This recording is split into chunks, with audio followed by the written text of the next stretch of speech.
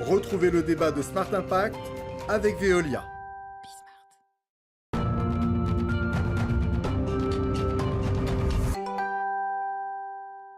Le salon du mariage devait ouvrir ses portes ce week-end à Paris, mais situation sanitaire oblige, il a été reporté au mois de septembre. Après une année 2020 qui a vu dégringoler le nombre de célébrations, la tendance du mariage éco-responsable va-t-elle résister à cette mauvaise passe? C'est le thème de notre débat avec Marina Jacob. Bonjour. Bonjour. Bienvenue, vous êtes la fondatrice du site Mariage Éthique. C'est ça. Et puis avec nous en visioconférence, Coralie Despinois. Bonjour, j'espère que vous m'entendez bien. Vous avez créé, vous, de votre côté, l'entreprise My Green Event. Bienvenue à vous également. Ça marche, le son, l'image, tout fonctionne. Un constat, pour commencer, je disais, celui d'une année 2020 qui a été vraiment difficile. Selon l'INSEE, 148 000 mariages célébrés l'an dernier, une baisse de plus de 34% par rapport à 2019. Marina Jacob, c'est un secteur qui, au global, je ne parle pas du mariage éco-responsable, le mariage en général, ça pèse 3 milliards d'euros, 55 000 entreprises. Est-ce que vous considérez que c'est un secteur en danger aujourd'hui ? Alors aujourd'hui, oui, c'est sûr que tous les prestataires avec qui on discute nous parlent des difficultés qu'ils rencontrent. Donc c'est beaucoup de mariages reportés, voire annulés. Tous ceux qui fabriquent des produits et qui vendent des produits sont obligés de stocker et puis de supporter finalement les coûts additionnels des problèmes qui sont inhérents à ces reports. Donc oui, on a du mal à savoir si les gens vont finalement s'habituer et organiser différemment leur mariage, ou si les reports vont continuer et les prestataires, les 55 000 dont vous parlez, vont commencer à devoir fermer les portes. C'est vrai que c'est compliqué de se marier. Et pourtant, vous vous êtes marié personnellement après 13 ans de vie commune. J'ai vu ça, c'est sur votre site. C'est pour ça que j'en parle. Est-ce que ça a été compliqué en temps de Covid? Oui, forcément, il y avait des contraintes qui étaient beaucoup plus importantes. En fait, c'est déjà assez compliqué parce qu'il y a beaucoup de choses qu'on ne maîtrise pas quand on organise un événement comme ça. Ce qui a été compliqué, c'est qu'il y a eu beaucoup d'incertitudes jusqu'à la semaine précédente. Où on a eu un petit mariage, donc c'était quand même la chance qu'on avait. On avait décidé d'aller dans un restaurant pour faciliter l'organisation, sauf que la semaine précédente, on nous annonce que le restaurant ferme à 22h. Donc pour une soirée de mariage, on commençait un peu à avoir peur. Donc on a cherché plein d'alternatives et au final, il y a eu un changement de réglementation qui a fait qu'on a pu rester plus longtemps. Et on était dans les 15 jours, juste avant le reconfinement. Donc oui, c'est compliqué et ça rajoute une pression supplémentaire, je pense, sur les futurs mariés, dans un contexte qui est déjà un peu stressant. Oui, évidemment, c'est toujours un événement heureux et stressant. Coralie Despinois, je reviens à la situation globale. Vous, dans les relations que vous avez avec vos partenaires, vos fournisseurs, ces 55 000 entreprises dont on parle, est-ce qu'il y a un métier qui vous semble, ou des métiers qui vous semblent plus en difficulté que d'autres aujourd'hui?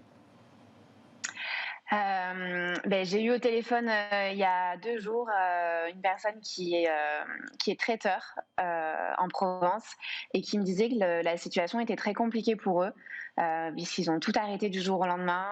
Ni les événements pro ne fonctionnent, ni les événements dans le titre privé.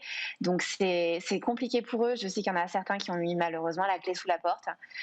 Donc ça commence un peu à peser dans le milieu du mariage. Et pour l'instant, la situation ne semble pas, à court terme en tout cas, s'améliorer. On espère que ça repartira dans le deuxième semestre de cette année. Allez, on va faire un peu le gros plan là maintenant sur le mariage éco-responsable. J'emploie pas le terme mariage durable parce que j'espère que tous les mariages sont durables. Le mariage éco-responsable, Coralie Despinois, est-ce que d'après vous, c'est une solution pour relancer ce secteur? Est-ce que la tendance qui était réelle, une demande qui était réelle, elle va continuer, ou est-ce que vous craignez qu'elle s'atrophie à cause de la situation?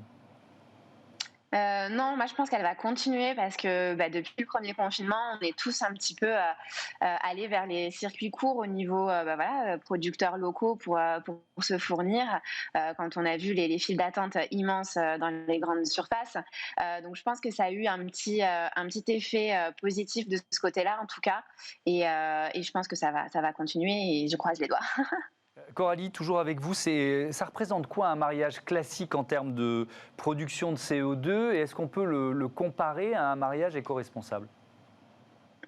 Alors, il faut savoir que bon, c'est des chiffres qui sont donnés vraiment à titre indicatif, mais un mariage classique émet autant de CO2 que la consommation d'un Français sur une année.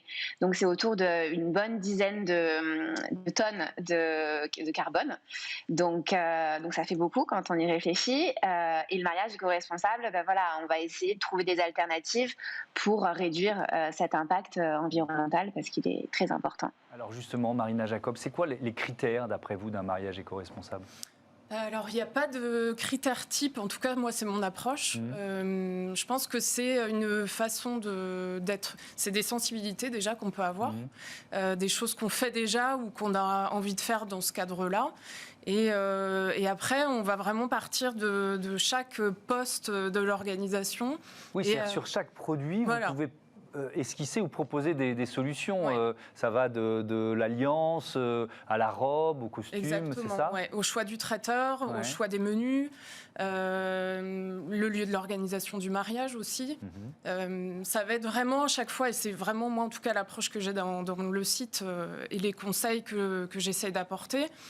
Ça va être par rapport à soi et à son couple, dans quoi on se retrouve le mieux, qui nous permet de passer la meilleure journée possible et qui en même temps aura un impact réduit. Donc essayer à chaque fois, dans les alternatives qu'on propose plutôt éco-responsables, d'aller chercher ce qui nous correspond.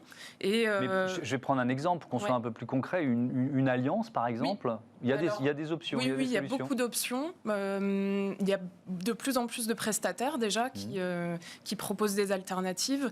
Alors ça va être des choses assez courantes maintenant. Ça va être de l'or recyclé ou de l'or Fairmined, donc qui vient de mines où il y a énormément de contrôle autour de notamment comment sont traités les employés. Voilà. Ça va être d'avoir plus de transparence sur toute la filière. Il y a des diamants aussi, des diamants maintenant qui sont fabriqués en laboratoire. Les diamants synthétiques. Il y a d'ailleurs un prestataire qui va fabriquer en France prochainement. Donc il y a aussi cette alternative-là.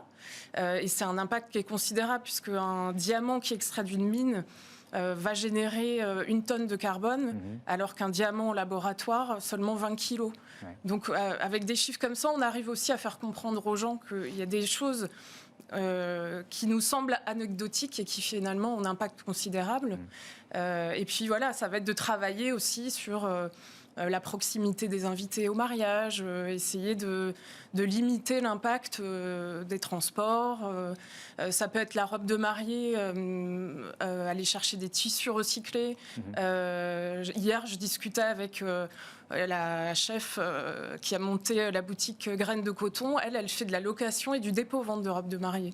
Ben voilà, il y a toujours plein d'options.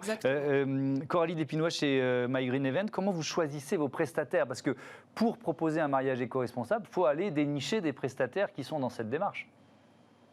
Ouais, et c'est pas forcément facile tous les jours. Et moi, ce que je vois aussi, c'est qu'il y a pas mal de prestataires qui ont des très belles paroles sur leur site internet en vitrine. Et une fois qu'on gratte un petit peu, on voit que c'est pas forcément hyper juste. C'est ce qu'on appelle le greenwashing, hein, et il commence à y en avoir dans ce milieu, donc il faut aussi faire attention. Voilà, moi, j'attire toujours mes mariés leur attention en leur disant ne vous faites pas forcément avoir sur une plaquette. Prenez le temps de parler avec les prestataires, appelez-les, allez sur leur exploitation ou découvrez leur atelier. Enfin, voilà, c'est aussi important d'éviter de se faire avoir. Et côté prix, Coralie, ça coûte plus ou moins cher un mariage éco-responsable? Alors, chaque mariage est différent, mais en tout cas, on n'est pas sur un mariage qui est plus cher. On n'est pas non plus sur un mariage qui va être, entre guillemets, bas de gamme ou, moi, généralement, je dis: «On va pas manger des graines et s'asseoir sur des bottes de paille». On peut tout à fait avoir un mariage éco-responsable avec, des jolies chaises, en matériaux nobles, en bois, avec un traiteur qui travaille des producteurs locaux, sans que ce soit vraiment plus cher, en fait. Tout dépend des envies des mariés, et de ce qu'ils veulent pour leur journée. Marina Jacob, cette notion du prix, elle est importante aussi quand on fait cette démarche. Oui, alors non. Elle est importante, mais pas forcément dans le cadre de la démarche. Je pense que... C'est-à-dire des gens qui disent « je veux faire un mariage éco-responsable », ils sont prêts à dépenser plus d'argent ? Pas forcément. En tout cas, c'est pas forcément ce qui rentre en compte. Alors après, effectivement, chaque mariage est différent. Mais je pense que comme on va à l'essentiel aussi quand même dans ce type de démarche, on arrive quelque part à réajuster les budgets sans forcément qu'il y ait un impact considérable. Et je pensais par exemple à l'or recyclé qui coûte plus cher à fabriquer pour fabriquer de nouveaux bijoux. Au final, comme la filière est plus courte, il y a moins de commissions qui sont prises. Il y a moins d'intermédiaires. Et donc au final, le bijou coûte finalement le même prix ou voire moins cher. Et ça, c'est équilibre. Ouais. Et ça, c'est très positif pour la filière du mariage éco-responsable. Merci beaucoup. Merci à toutes les deux. Bon vent aux jeunes et futurs mariés. Voilà, c'est l'heure de Smart Ideas, une start-up à l'honneur, comme tous les jours.